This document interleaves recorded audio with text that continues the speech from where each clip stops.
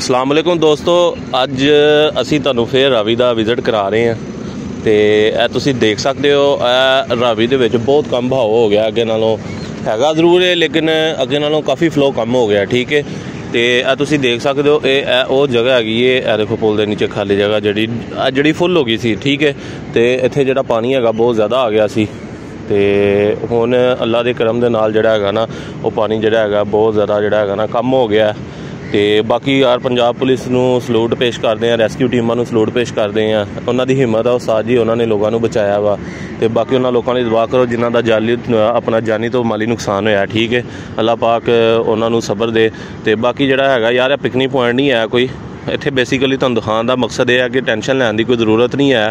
तो अज सुबह इतवार का दिन है। ठीक है, तो इत्थे आके मैं सिर्फ बारिश तुहाडे वास्ते वीडियो बना रहा, हल्की हल्की बूंदाबांदी हो रही। ठीक है, दस्सण का मकसद यह है कि यार इत्थे आके तुसीं एवें फजूल दे विच अपना टाइम ना ज़ाया करो। ओके, अल्लाह हाफिज़।